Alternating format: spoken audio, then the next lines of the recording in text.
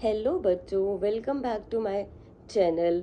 आज हम एक इम्पॉर्टेंट टॉपिक पढ़ने वाले हैं, इंडियन कॉन्स्टिट्यूशन। बेटा, आज हम पढ़ेंगे इंडियन कॉन्स्टिट्यूशन का हिस्टोरिकल बैकग्राउंड। ओके, तो अगर तुम कॉम्पिटिटिव एग्ज़ाम की तैयारी कर रहे हो या बेसिक अंडरस्टैंडिंग चाहते हो तो ये टॉपिक बहुत ही इम्पॉर्टेंट है। तो चलो स्टार्ट करें हम बिना टाइम को वेस्ट किए। तो बच्चों, आज हम जैसे कि मैं आपको ये दिखा रही हूँ नोट्स, तो हम टॉपिक स्टार्ट करेंगे हिस्टोरिकल बैकग्राउंड। सबसे पहले समझते हैं हिस्टोरिकल बैकग्राउंड का मतलब क्या होता है। बच्चों, जब भी आप किसी चीज़ को स्टार्ट करते हैं तो मेक श्योर कि you have to know the meaning of that sentence properly. Okay, तो हिस्टोरिकल बैकग्राउंड का मतलब है किसी चीज़ का पास्ट हिस्ट्री, यानी वो कैसे डेवलप हुई टाइम के साथ। तो अब बात करते हैं इंडियन कॉन्स्टिट्यूशन की। बच्चों, इंडियन कॉन्स्टिट्यूशन जो कि 26 जनवरी 1950 को लागू हुआ, लेकिन अडॉप्ट कब किया गया था इसको? 26 नवंबर 1949। ये दुनिया का सबसे बड़ा और रिटन कॉन्स्टिट्यूशन में से एक है। ये सिर्फ बच्चों एक लॉ बुक ही नहीं है, बल्कि इंडिया की वैल्यूज, यूनिटी एंड डाइवर्सिटी को रिप्रेजेंट करता है। तो बच्चों, अब हम पढ़ेंगे कॉन्स्टिट्यूशनल पिलर्स। अब हम बात करते हैं कॉन्स्टिट्यूशन के कुछ इम्पॉर्टेंट पिलर्स के बारे में। तो पहला है बेटा यूनिटी इन डाइवर्सिटी। इंडिया में अलग अलग लैंग्वेजेस, रिलीजियस और कल्चर्स हैं, लेकिन फिर भी सब एक हैं। इसको कहते हैं बेटा यूनिटी इन डाइवर्सिटी। और कॉन्स्टिट्यूशन हमें एक साथ जोड़कर रखता है। तो बच्चों, समझ आया आपको यूनिटी इन डाइवर्सिटी? इंडिया में अलग अलग लैंग्वेजेस, रिलीजियस और कल्चर के लोग रहते हैं, लेकिन फिर भी हम सब एक हैं। इसको कहते हैं यूनिटी इन डाइवर्सिटी। और कॉन्स्टिट्यूशन हमें एक साथ जोड़कर रखता है। तो बच्चों, अब हम बात करेंगे डेमोक्रेटिक राइट्स की। तो बच्चों, कॉन्स्टिट्यूशन हमें देता है फंडामेंटल राइट्स। कौन देता है हमें? कॉन्स्टिट्यूशन देता है हमें फंडामेंटल राइट्स, जैसे कि फ्रीडम, इक्वलिटी, जस्टिस। मतलब हर सिटीजन को इक्वल राइट्स मिलते हैं। ज़्यादा समय न वेस्ट करते हुए अब हम पढ़ते हैं बच्चों हिस्टोरिकल रूट्स के बारे में। एक इम्पॉर्टेंट बात, इंडियन कॉन्स्टिट्यूशन सिर्फ 1950 में ही नहीं बना। इसका जो बेस था बच्चों, वो ब्रिटिश टाइम के लॉज और एक्ट्स पर भी था। उन्होंने जो सिस्टम बनाया वही आगे चल के संविधान को बेस बना बेटा।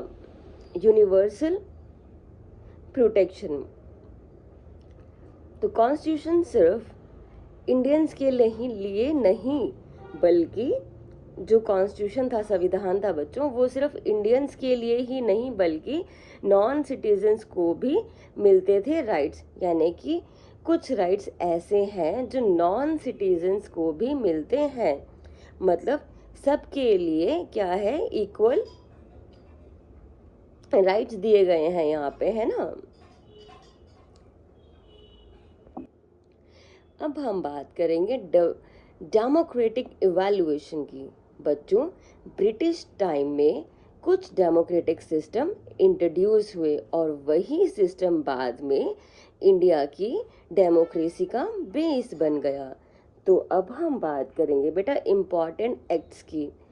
अब हम सबसे इम्पॉर्टेंट पार्ट पर आते हैं, इम्पॉर्टेंट एक्ट्स जो कॉन्स्टिट्यूशन बनाने में हेल्प करते हैं। Regulating act 1773। तो बच्चों ये बहुत ही इम्पॉर्टेंट एक्ट है जो कि आपको ध्यान से सुनना भी है और अपने नोट्स भी बनाने हैं प्रॉपर, ठीक है।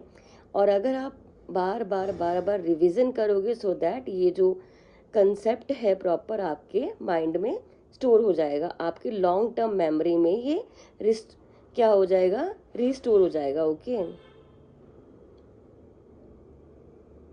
तो चलिए स्टार्ट करते हैं। रेगुलेटिंग एक्ट 1773 ये पहला स्टेप था ब्रिटिश कंट्रोल को स्ट्रॉन्ग बनाने का।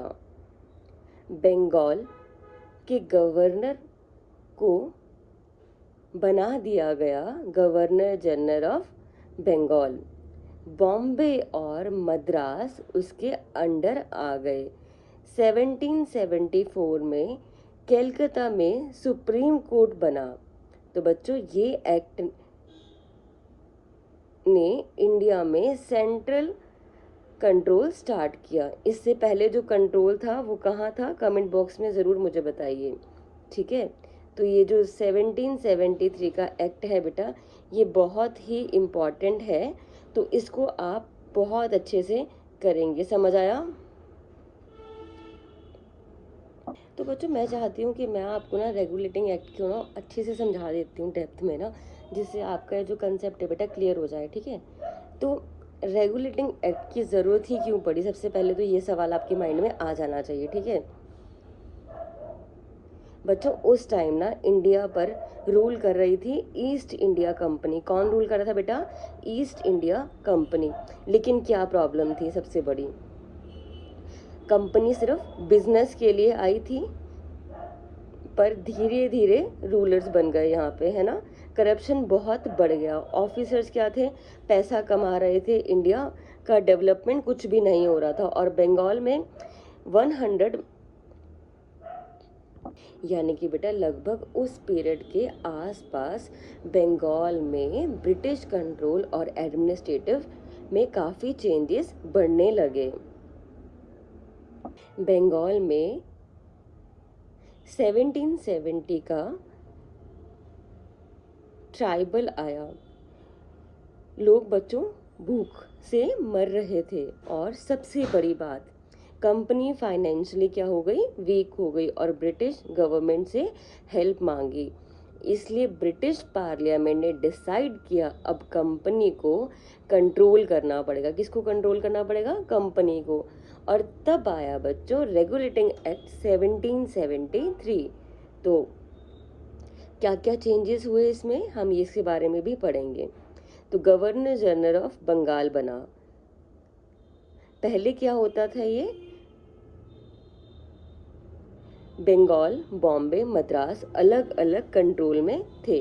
अब क्या हुआ, बंगाल का जो गवर्नर, बंगाल के गवर्नर को क्या बना दिया गया, गवर्नर जनरल ऑफ बंगाल। तो बच्चों याद रखना कि फर्स्ट गवर्नर जनरल कौन थे हमारे, वॉरेन हेस्टिंग। वॉरेन हेस्टिंग जो थे वो हमारे फर्स्ट गवर्नर जनरल थे बच्चों। मतलब एक जगह सेंट्रलाइज होने लगी, जो पावर थी आपकी एक जगह क्या होने लगी, सेंट्रलाइज होने लगी।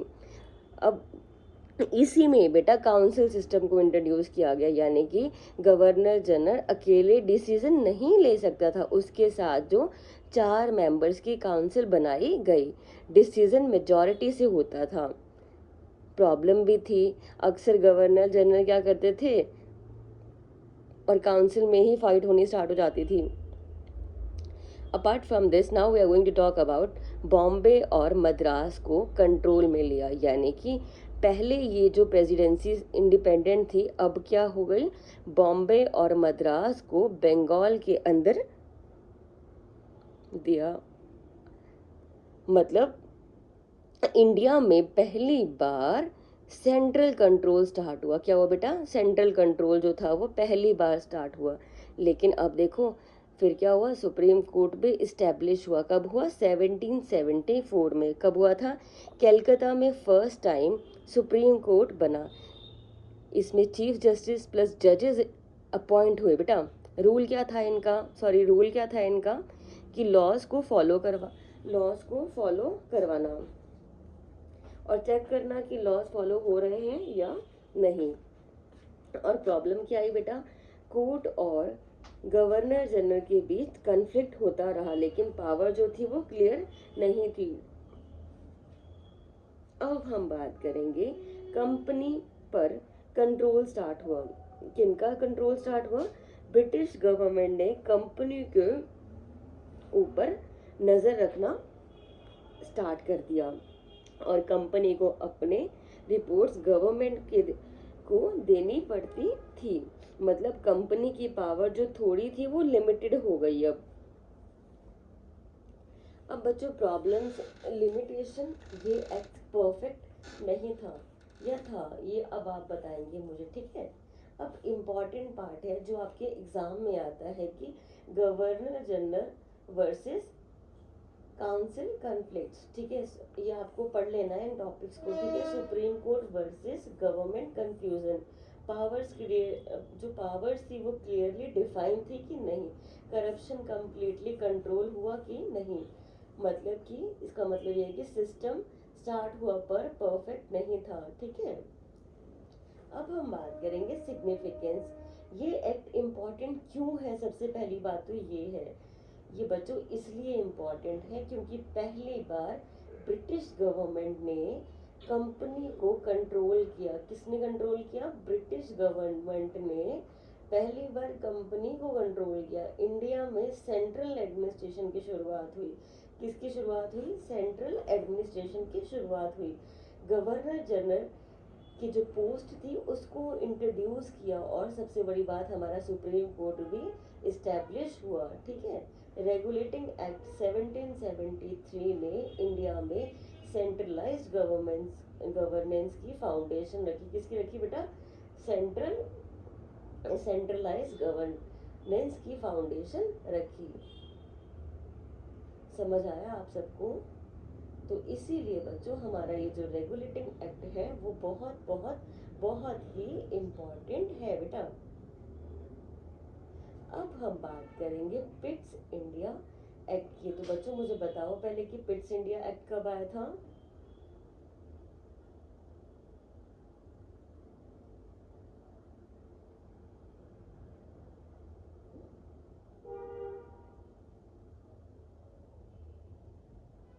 तो बच्चों पिट्स इंडिया एक्ट आया था 1784 में।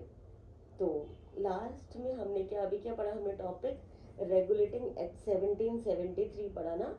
तो अब हम जो टॉपिक स्टार्ट करने वाले हैं वो पिट्स इंडिया एक्ट 1784 है। ये एक्ट भी बच्चों बहुत इंपॉर्टेंट है क्योंकि इसने ब्रिटिश गवर्नमेंट को इंडिया पर और स्ट्रॉन्ग कंट्रोल दे दिया।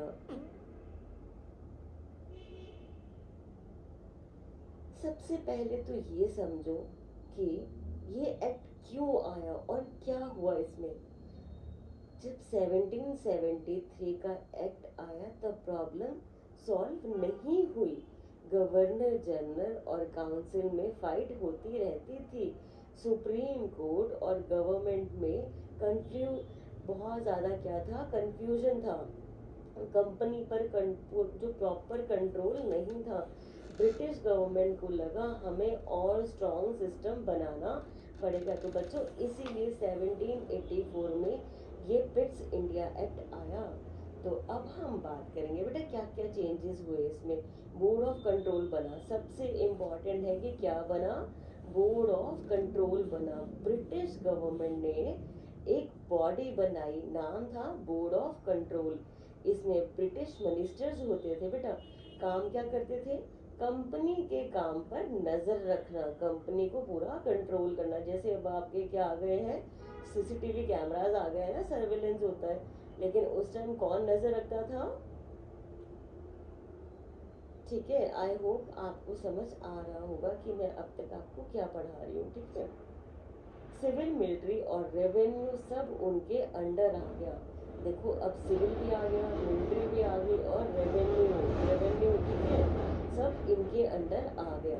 और इसी में ही बेटा ड्यूल गवर्नमेंट सिस्टम यानी कि डबल कंट्रोल आ गया। देखो इंडिया में दो लोग रूल कर रहे थे। फर्स्ट आपका ईस्ट इंडिया कंपनी, जो कि डे टू डे कम होती गई, अब हो रही, खत्म हो गई। और अब किसका किसका कंट्रोल आ गया? ब्रिटिश गवर्नमेंट का फाइनल कंट्रोल। इसको कहते हैं ड्यूल गवर्नमेंट सिस्टम। ठीक है बेटा। गवर्नर जनरल की पावर बढ़ी। किसकी पावर बढ़ी? गवर्नर जनरल की पावर बढ़ गई। गवर्नर जनरल और स्ट्रांग हो गया। बॉम्बे और मद्रास उसके अंडर रहे। अब डिसीजन सेंट्रलाइज्ड होने लगे, लेकिन कंट्रोल और स्ट्रांग हो गया। अब कंपनी की जो बेटा पावर थी वो हो गई कम। पहले कंपनी बहुत पावरफुल थी, लेकिन अब ब्रिटिश गवर्नमेंट उसको कंट्रोल कर रही थी। कंपनी इंडिपेंडेंट नहीं रही। कंपनी ने क्या हुआ? सर्वेंट्स बन गए। और कंपनी की जो बॉस थी वो कौन थी? गवर्नमेंट अब उसकी बॉस बन गई। ठीक है, ये मैं सिर्फ आपको एक एग्जांपल दे रही हूँ। ठीक है।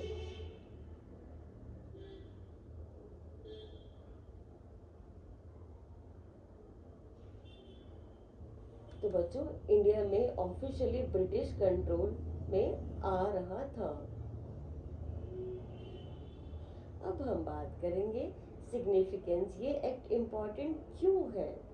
सबसे इम्पॉर्टेंट बात है कि ब्रिटिश गवर्नमेंट का डायरेक्ट कंट्रोल स्टार्ट हुआ। ड्यूल गवर्नमेंट सिस्टम इंट्रोड्यूस हुआ। कंपनी की जो पावर थी बेटा वो रिड्यूस हो गई, और सेंट्रलाइजेशन और स्ट्रॉन्ग हुआ। यानी कि पिट्स इंडिया एक्ट जो था बेटा 1784 ने ब्रिटिश गवर्नमेंट को इंडिया पर रियल कंट्रोल दे दिया।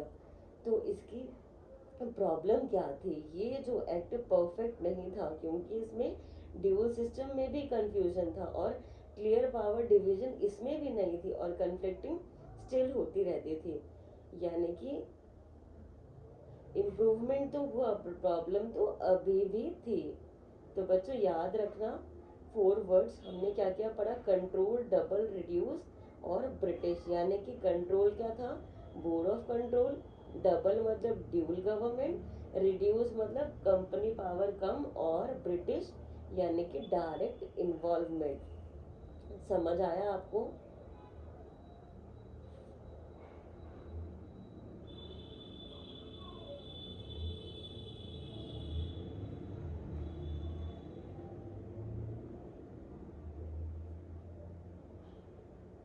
तो हमने रेगुलेटिंग एक्ट पढ़ा 1773, हमने पिट्स इंडिया एक्ट पढ़ा 1784। तो बच्चों अब हम पढ़ेंगे चार्टर एक्ट 1833। Charter act 1833। तो बच्चों अब हम इसमें पढ़ेंगे कि ये एक्ट ब्रिटिश इंडिया की हिस्ट्री में एक टर्निंग पॉइंट माना जाता है। क्या माना जाता है बेटा? Turning point. इसको तो बहुत ध्यान से समझना पड़ेगा मेरे बेटा। तो अब हम बैकग्राउंड की बात करते हैं। तो ये एक्ट क्यों आया, सबसे बड़ी बात तो ये है। तो सबसे पहले समझो, इससे पहले जो एक्ट्स आए जैसे कि 1773 रेगुलेटिंग एक्ट, फिर उसके बाद आया बेटा 1784 पिट्स इंडिया एक्ट। उन्होंने सिस्टम स्टार्ट किया, लेकिन अभी भी प्रॉब्लम्स थी। क्या थी? कंपनी अभी भी ट्रेड कर रही थी, पावर फुली सेंट्रलाइज्ड नहीं थी, एडमिनिस्ट्रेशन जो था बेटा वो स्ट्रांग नहीं हुआ था। ब्रिटिश गवर्नमेंट ने डिसाइड किया कि अब इंडिया को प्रॉपरली कंट्रोल करना होगा। तो इसी वजह से उन्होंने मेरा बेटा 1833 में ये एक्ट लाया। ठीक है बेटा। तो इसमें क्या क्या चेंजेस हुए, तो अब हम उसकी बात करते हैं। गवर्नर जनरल ऑफ इंडिया कौन बने? गवर्नर जनरल ऑफ इंडिया बना। ये कि बहुत ही इम्पॉर्टेंट है। सबसे बड़ा चेंज देखो, governor general of India. Governor general of Bengal था, बंगाल बन गया था, लेकिन अब गवर्नर जनरल ऑफ इंडिया बनाएगा। तो बच्चों याद रखना, first governor general of India कौन थे? Lord William Bentinck. कौन थे बेटा? Lord William Bentinck. इसको लिख लो, नोट डाउन कर लो। First governor general of India बेटा लॉर्ड विलियम बेंटिक। अब पूरे इंडिया का कंट्रोल एक ही पर्सन के पास आ गया। ठीक है। Centralisation of powers. अब हम बात करेंगे सेंट्रलाइजेशन ऑफ पावर्स। ये एक्ट ने पूरी पावर्स को एक जगह ला दिया, यानी कि गवर्नर जनरल को पूरे इंडिया के लिए लॉज बनाने का राइट मिला। यानी कि इसको हम सिंपल भाषा में अगर मैं बोलूँगी तो इंडिया में फुली सेंट्रलाइज्ड गवर्नमेंट स्टार्ट हो गई। क्या हो गई? Fully centralised government. अब देखो बच्चों, इसमें लॉ मेकिंग पावर्स दी गई, यानी कि लेजिस्लेचर क्या है होता है हमारा, legislature is a law making body. तो लॉ मेकिंग पावर यानी कि लेजिस्लेचर पावर गवर्नर जनरल की काउंसिल्स को बना दिया गया। तो इसको क्या नाम रखा गया? Legislative council. अब वो पूरे इंडिया के लिए लॉज बनाना स्टार्ट कर दिया उन्होंने, ठीक है। और वो लॉज बना सकते थे, मतलब कि अलग अलग जगह के लॉज खत्म, एक सिस्टम बनाया गया। कंपनी का ट्रेड खत्म ही हो गया फाइनली ना। सबसे important economic change, east India company का ट्रेड कंप्लीटली क्या हो गया? अब बंद हो गया, बंद कर दिया गया। चाइना और टी ट्रेड भी खत्म हो गया, यानी कि कंपनी अब सिर्फ एडमिनिस्ट्रेटर बन गई और बिजनेसमैन जो था वो खत्म हो गया, बिजनेस का कंसेप्ट खत्म हो गया। सिविल सर्विसेज में ओपन कंपटीशन स्टार्ट किया गया। देखो बेटे कितनी अच्छी बात थी, एक नया आइडिया इंट्रोड्यूस हुआ इंडिया में, ठीक है, जो कि गवर्नमेंट जॉब्स के लिए ओपन कंपटीशन का कंसेप्ट आया इंडिया में। मतलब सबको इक्वल चांस मिलना चाहिए, ठीक है। स्लेवरी के खिलाफ बच्चों स्टेप्स उठाए गए। इस एक्ट में बोला गया कि स्लेवरी जो है वो ख़त्म करनी चाहिए। लेटर ऑन 1843 में स्लेवरी जो था वो ऑफिशियली क्या कर दी गई? एबॉलिश हो गई। सोशल रिफॉर्म्स भी स्टार्ट हुए। सिग्निफिकेंस, ये एक्ट इम्पॉर्टेंट क्यों है? सबसे इम्पॉर्टेंट पार्ट है, इंडिया में कंप्लीट सेंट्रलाइजेशन आ गया। गवर्नर जनरल ऑफ इंडिया की जो पोस्ट बनाया गया, ठीक है। कंपनी का ट्रेड खत्म हुआ। ब्रिटिश गवर्नमेंट का कंट्रोल स्ट्रांग हुआ। सिंपल लाइन में अगर आप याद रखोगे तो बेटा चार्टर एक्ट 1833 ने इंडिया में सेंट्रलाइज्ड एडमिनिस्ट्रेशन को फुली इस्टेब्लिश कर दिया, ठीक है बेटा। अब देखो कुछ प्रॉब्लम्स ही आई होंगी, देखो है ना। क्या प्रॉब्लम्स भी थी इसमें देखते हैं। जैसे कि ओपन कंपटीशन जो था वो प्रैक्टिकली इंडियंस के लिए नहीं था। वो क्या था? ठीक है, वो इंडियंस के लिए नहीं था। और जो पावर ब्रिटिश के पास थी वो क्या थी? सेंट्रलाइज्ड थी। इंडियन का कोई भी पार्टिसिपेशन इसमें नहीं होता। देखो इंडिया के ही अंदर ही रहते थे और इंडिया का ही कोई पार्टिसिपेशन नहीं था। सिस्टम स्ट्रांग हुआ पर इंडियंस को कोई फायदा नहीं हुआ, ठीक है बेटा। तो हम क्विक रिवीजन करते हैं। तो आपको इसमें 4 वर्ड्स याद रखने हैं। Centralisation, control, company trade end हो गया और कंपटीशन फर्स्ट टाइम हुआ, ठीक है बेटा। तो आई होप आपको ये चैप्टर समझ आया हो। तो हम अभी इतना ही पढ़ते हैं चार्टर एक्ट 1833 तक बेटा। अब आप रिवीजन करो क्योंकि रिवीजन जो है वो बहुत इम्पॉर्टेंट है। I hope you enjoy my class. Okay बेटा।